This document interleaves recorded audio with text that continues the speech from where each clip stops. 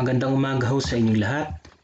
Sa ngalan po ng Aksyon Kalikasan ay binabati ho namin kayo sa araw na ito, ika-24 ng Abril, April 24, ang ating Cordillera Day.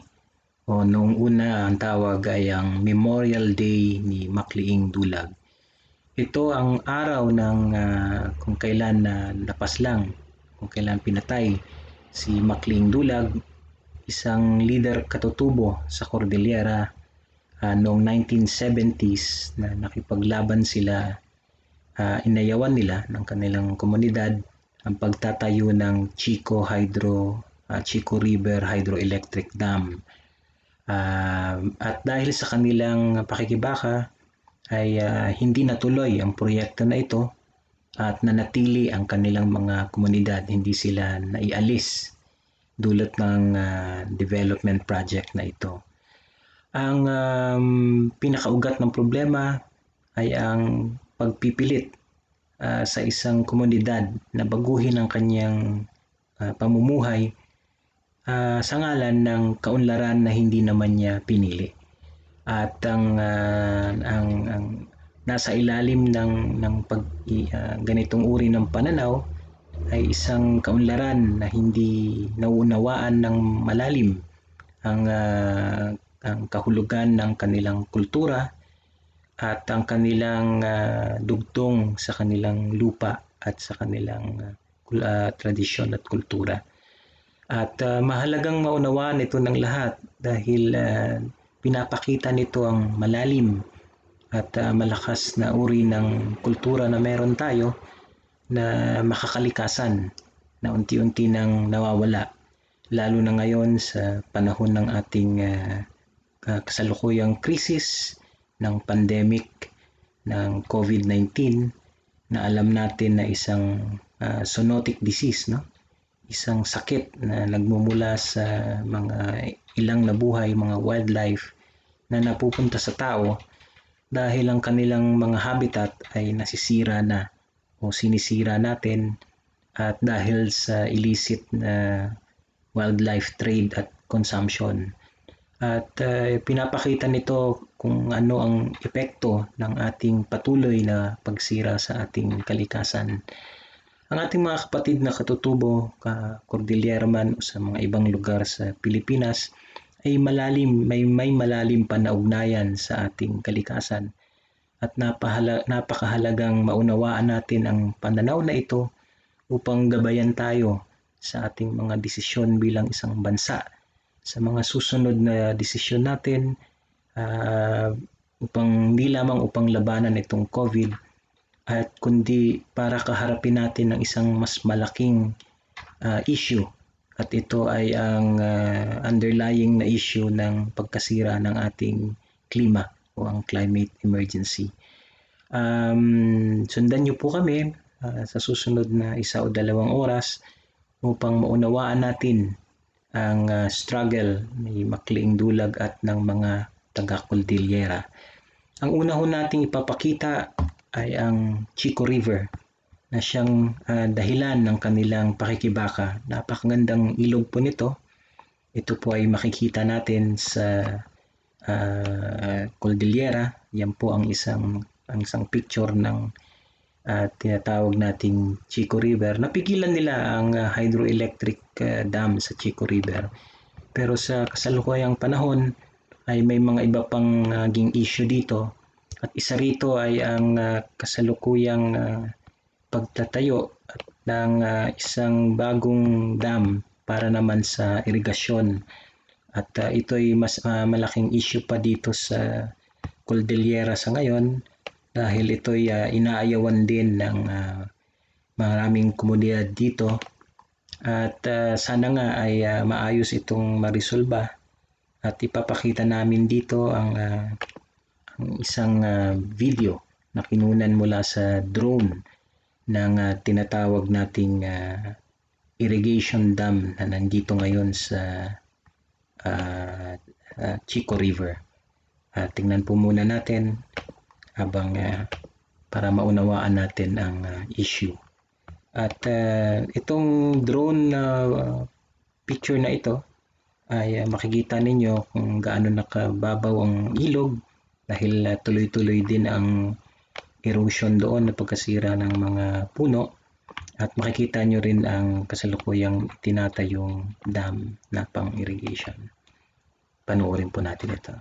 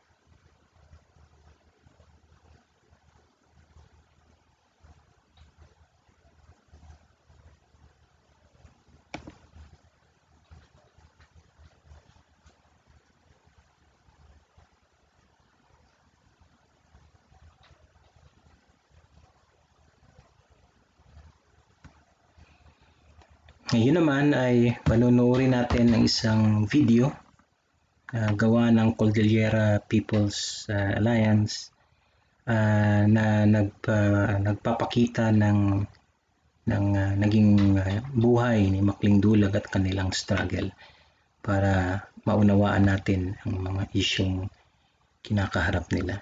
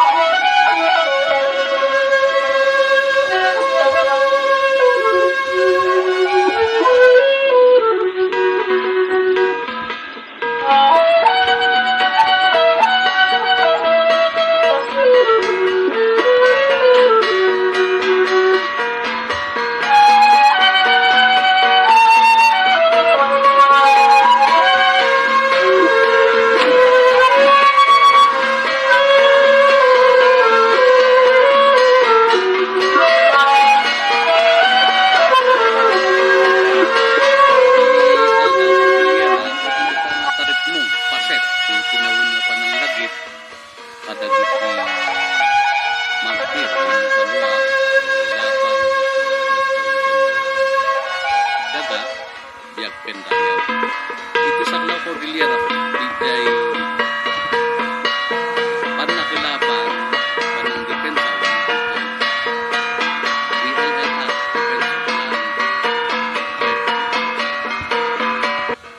laban ti nainsigudan ng mili iti Cordillera manipod pala iti 1970s asadino kit na martir iti Magli-ing Dulag ni Pedro Dongok ken ni Lumbaya Gayudag manipod iti tribu ti Butbut Tinglayan gapu iti napingit na panang salaknip iti nagtaudan adaga isu nga may sada kabilang da iti mapadayawan iti daytoy na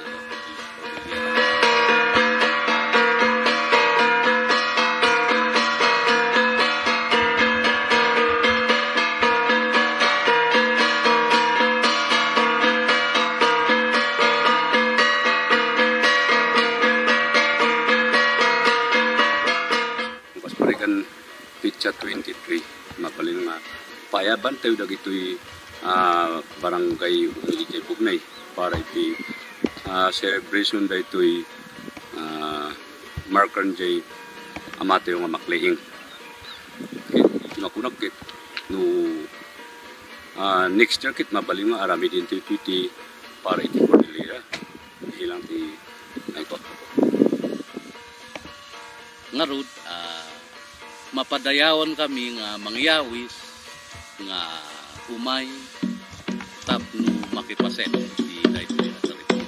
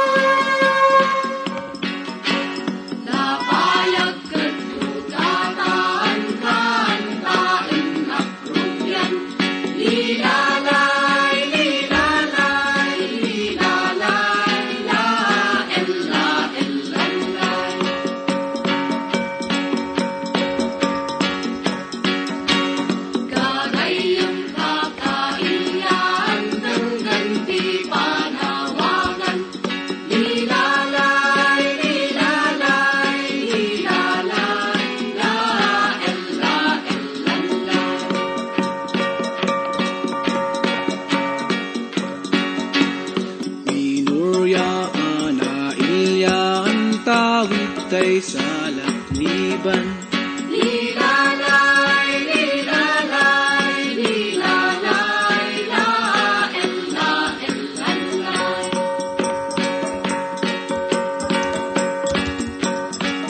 Montanyo sa abra ifugaw, kalingga, benggit, abayaw. Lilalay, lilalay, lilalay, la, ella, ellalay.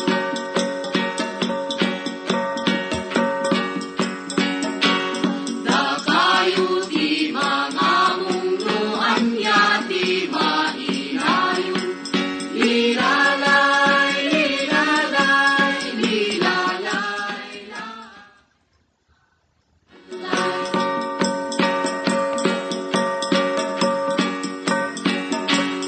Ang kainas di kanaan anyo as palakpakan. Lilalay, lilalay, lilalay, la, ella, ellalay. Dong-dong ay si dong ilay, la, ella, ellalay. Lilalay, lilalay, lilalay, la, ella, ellalay.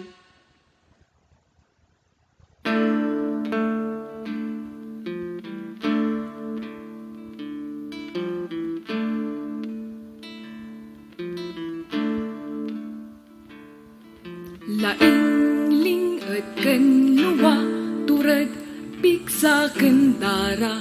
Na idatun tibiyag mo kang atwan sakripisyo. Banwar ka ti umili, banwar ti Cordillera. Ella, ella, ella, lahi salidong baay.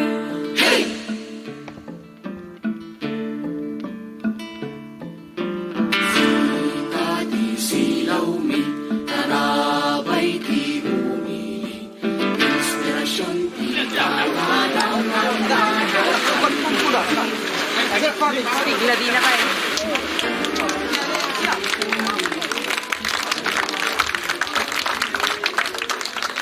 Ito yapan tayo kuno pakalaglagipan na monumento. Ket haan laeng apang panang Mga ilang taon pagkatapos ng pagkamatay ni Magli-ing Dulag, nagsimula naman ang rebellion ni rebel priest Balweg, no? Kung naalala niyo si Balweg, at nung panahon ni President Cory Aquino, ay nagkaroon ng peace process upang ayusin ang problemang ito, at sumama ang grupo ni Balweg na nung panahon na yun ay humiwalay na sa New People's Army ng CPP, at meron na silang sariling grupo. At ito ang nakipag-peace negotiation sa gobyerno. 15 taon bago naibigay ang mga demands. At nung panahon na yon patay na si Balueg dahil siya rin ay na-assassinate. At after 15 years ay nasimulan ang proseso ng pagbibigay ng otonomiya sa Cordillera. Ang otonomiya na to hanggang ngayon ay hindi pa kompleto dahil 2 beses nang hindi nakakapasa sa plebisito ang pagkakaroon ng autonomous region, bagaman nakalagay ito sa ating saligang batas na dapat magkaroon ng otonomiya ang rehiyon ng Cordillera at kasama na at ang Bangsamoro. Sa kasalukuyang panahon ay nariyan na ang sa Bangsamoro, pero We yung return to the 1970s. This sa is Magli-ing Cordillera ay hindi Dulag, pa a chieftain nagagawa. of the Kalinga tribe. Today, he is Panonoorin meeting naman with natin government yan, ang officials. isang play The bureaucrats na want to ginawa build sa electric dams along the US. Chico River. At ito They demand pinapakita that the nito Kalinga and ang Bundok peoples malalim abandon their na ancestral lands and burial grounds. prinsipyo ni Macli-ing Dulag. Ito ay nasa salitang Ingles. You ask us if we own the land and mock us. Where is your title, you ask? Such arrogance of owning land when you are owned by it. How can you own that which will outlive you? If Magli-ing gave you a land of milk and honey and ordered you to take care of it for posterity, what would you do if intruders want to take it away? I imagine that you will fight. They who do not are ungrateful to Magli-ing. They value not his gift. They who do not spit on the graves of their ancestors, who preserve the land for them. For land is life. For life is the land. If you were in our place, you would fight. You will fire your guns as we raise our spears. You will probably pay your way to the justice system that does not understand our ways. For that is what you did to grab the land from people like us on the other side of the mountain. So, do not be stubborn in your ignorance of why we refuse to vacate the land which has always been our home. We are the Palestinians in Palestine, the Lumans in Mindanao, the Magyans in Mindoro. We are the Martians in Mars. And now you hand me this thick envelope. This can contain only one of two things. A letter or money. If it is a letter, I do not know how to read. And if it is money, I do not have anything to sell. So, take your envelope and go. Go away. Let our people sleep in peace. Tonight and the night after.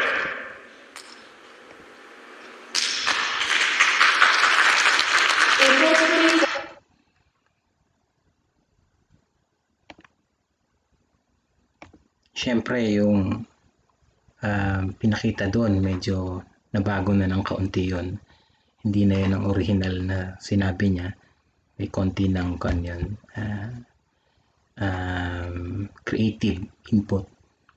Ang sinabi ni Magli-ing Dulag ay, paano pagmamay-arian ang lupa? Hinihingian mo kami ng titulo tungkol dito at itong ginagamit mo pang sabihin sa iyo ito. Paano mo masabing sa iyo ang lupa kung ang lupa ay nandiyan pa rin kahit wala ka na, kahit patay ka na? Sa kanilang pananaw, ang nagmamay-ari sa tao ay ang lupa at hindi ang lupa ang ang nagmamay-ari ay ang tao. Ito ay isang malalim na pananaw na taliwas doon sa konsepto ng private ownership ng kalupaan. Dahil ang ating mga ninuno, ang ating mga komunidad noong unang panahon ay collective. Hanggang sa ngayon, no, sa mga ancestral domain at sa Bangsamoro, ay collective ang pananaw tungkol sa pagmamay-ari ng lupa.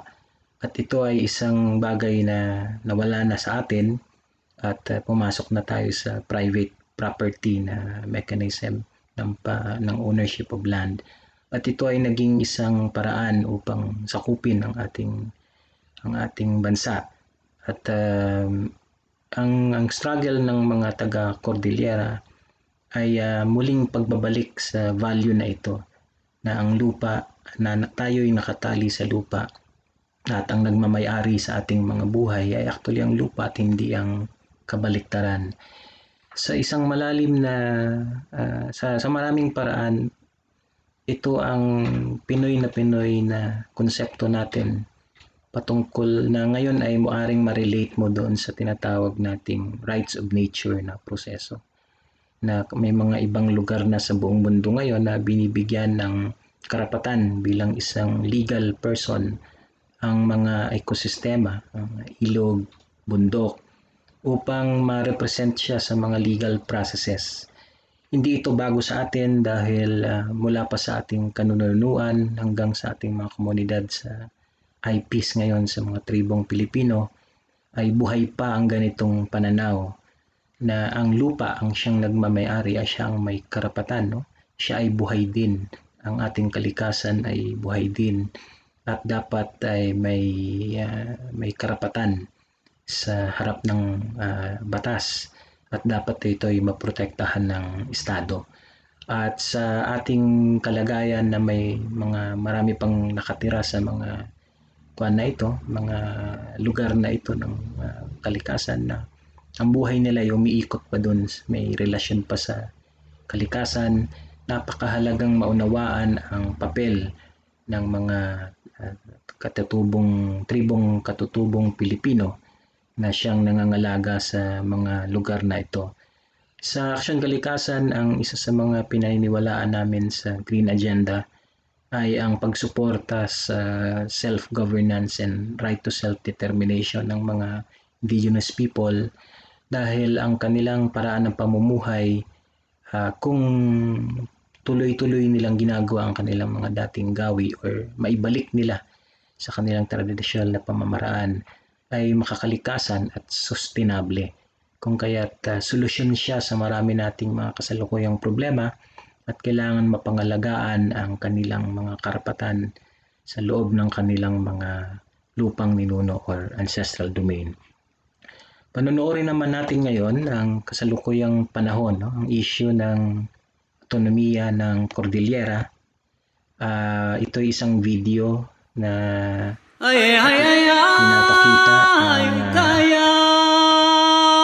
kasalukuyang issue ng autonomiya. The Cordillera Administrative Region, a land of great economic potential, a place blessed with the rich and abundant natural resources, an area that is proud of its distinct culture, tradition, and multi-ethnic diversity.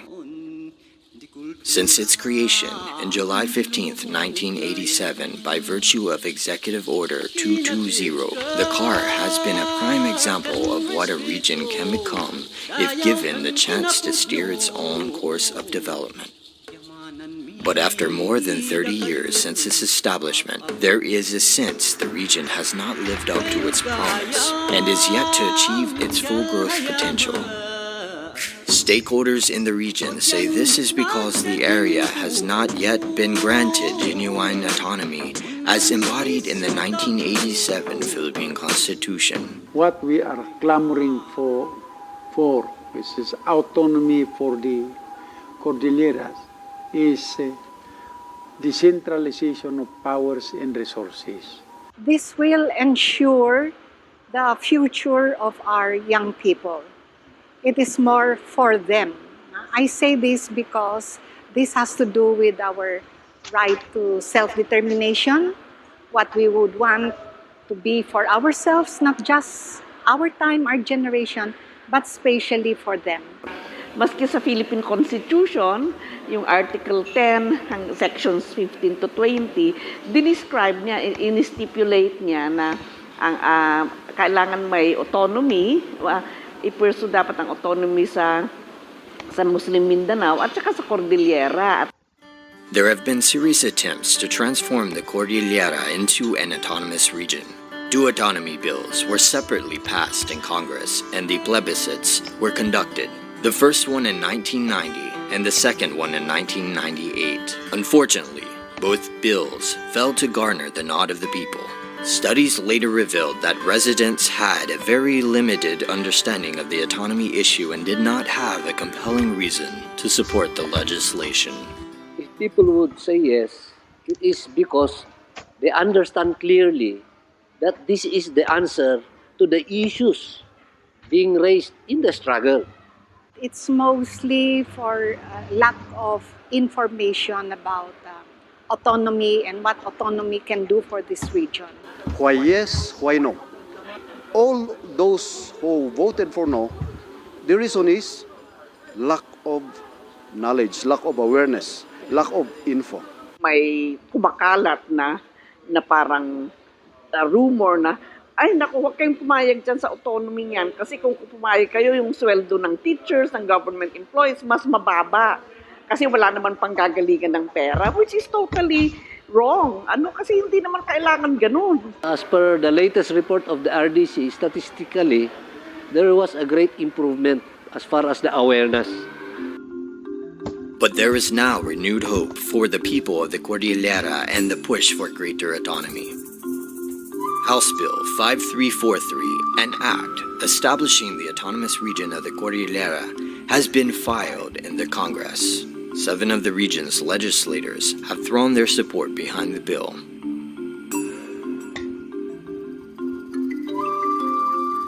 This is seen as a clear indication of their solidarity and strong desire to bring genuine autonomy to the region. The Cordillera people have realized that the only way the region can gain true and meaningful autonomy is for them to unite and work hand in hand towards realizing their common vision. We are very much ready in Ifugao. In fact, in the first Organic Act, it was Ifugao who voted yes. And with all the various information drive, education drive, the people are already ready. We are just waiting for the passage of the law to vote for yes in the plebiscite called for the purpose. Ready yung Cordillerans to achieve autonomy. My question is rather, when will we be ever ready? So I should think that the sooner we get into it, the better. The Regional Development Council, CAR, is now taking the lead in carrying out a massive information campaign on House Bill 5343 and explain how the law will benefit the people of the Cordillera. And we choose to be autonomous. Yes, to the Cordillera Autonomous Region.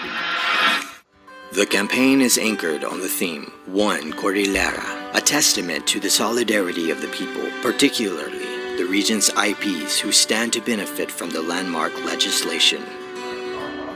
In support of this initiative, the Office of the Presidential Advisor on the Peace Process, through its Indigenous Peoples panel, in collaboration with the National Commission on Indigenous Peoples, recently conducted a series of provincial consultations that seek to obtain recommendations from the people themselves on how the Autonomy Bill can be further enhanced to reflect the dreams and aspirations of the region's IPs.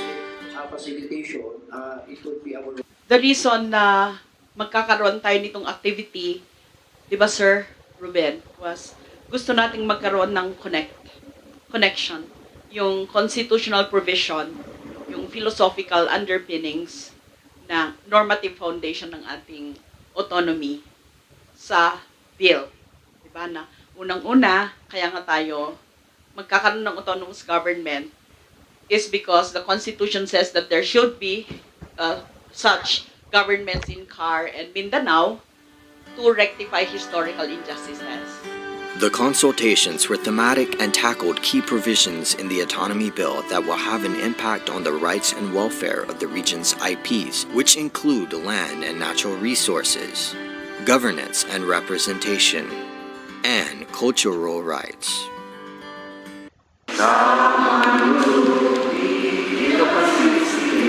Hello, good morning. We are here at Ifugao State University. This is one of the 7 provincial runs to be conducted for the Indigenous Peoples Legislative Assembly in the Cordillera. We are going to talk to about 110 participants coming from different ethno-linguistic tribes in Ifugao.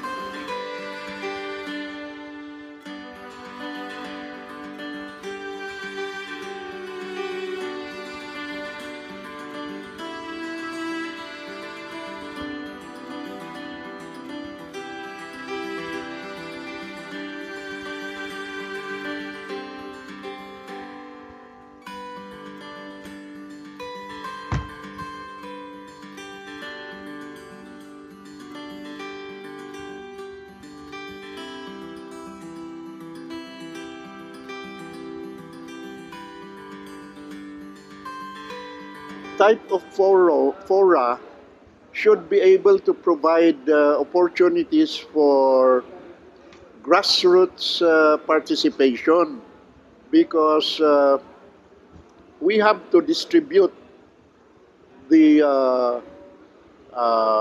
process to the broader community of people, not just to a certain sector.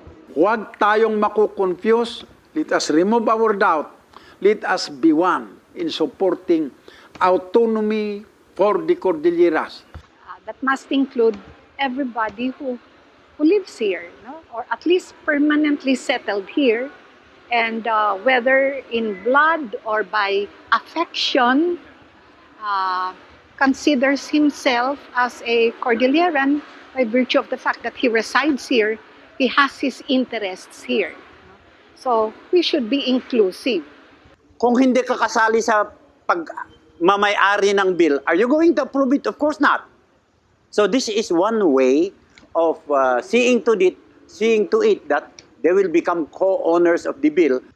The Indigenous Peoples Legislative Assembly in the Cordillera, the first of its kind to be conducted in the region, is truly a landmark event. It will give the region's residents the chance to actively participate in the legislative process and provide them a platform to collectively assert their rights and privileges as Indigenous peoples. Most importantly, the Assembly will give people the opportunity to speak in one voice and play a key role in charting their region's future. Let's study this Cordillera autonomy, because I think that this is the way to go. As they say, this is the time to say your piece, or else hold your peace forever. We appeal to government to immediately pass that bill so that kaming taga-Cordillera ay makamit sana namin yung autonomy na matagal naming hangat. Join those advocates for regional autonomy. Read the proposed organic act. If you have some contributions, do so. In a way, we can submit those contributions or inputs to Congress for inclusion if it's not unconstitutional. And this regional autonomy is really our gift to our future generation. Para talagang yung magiging lalabas na autonomy law is something that reflects their own interests, their aspirations, and their demands for their rights to be respected, protected, and fulfilled. Ang mensahe ko ay susuportahan natin itong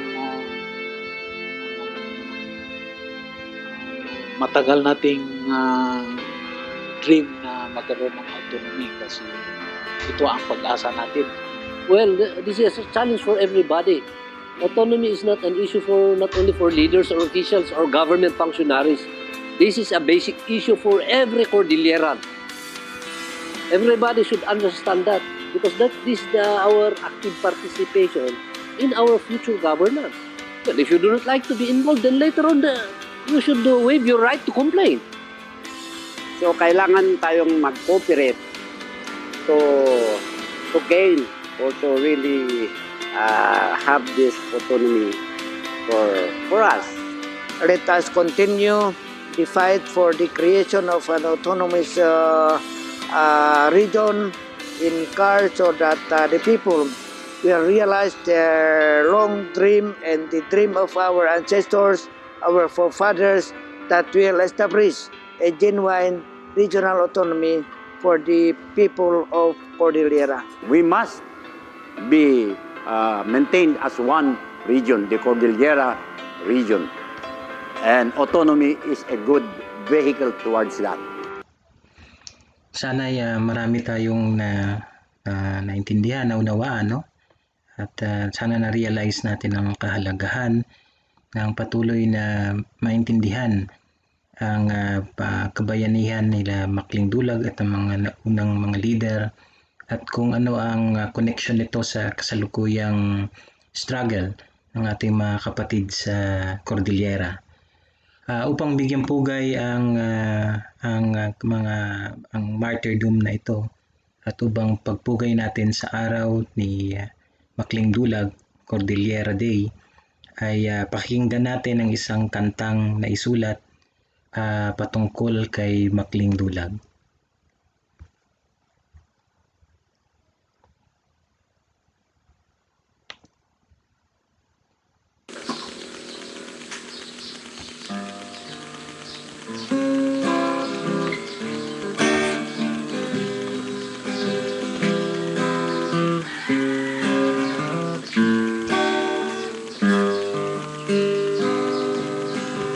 Sa ilog, Chico, doon sa bundok, mayroong bayaning minsay na lugmok.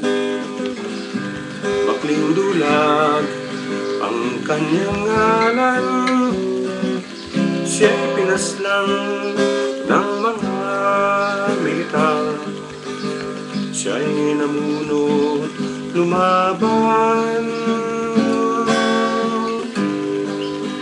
ribong kalingga at ribong buntok, nakikibaka doon sa bundok. Sila kay Dulag napabalita sa kanyang tatag, tibay ng loob, pangdam sa tribo'y tutupok. Kaya't ang sigaw ng mga katutubo, ipagtanggol ang lupain ng kanilang ninuno, hanggang sila kay Macli-ing binaril ng dalawang taksil sa bayan, dayuhan ang umalipin.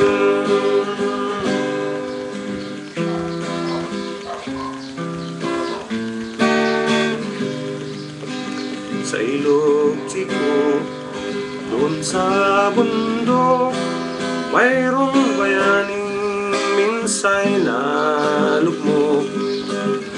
Magli-ing Dulag ang kanyang ngalan, siya'y pinaslan ng mga militar. Siya'y namunot lumaban, tribong kalingga at tribong buntok, nakikibaka doon sa bundok. Sila kay Dulag napabalita sa kanyang tatag, tibay ng loob, hanggang sa tribo'y tutupo. Kaya't ang sigaw ng mga katutubo ipagtanggol, lupay ng kanilang ninuno, hanggang sila kay Macli-ing binaril ng sundalong taksil sa bayang dayuhan ng umaalipin. Kaya't ang sigaw ng mga katutubo ipagtanggol ang lupain ng kanilang ninuno, hanggang sila kay Macli-ing binaril ng sundalong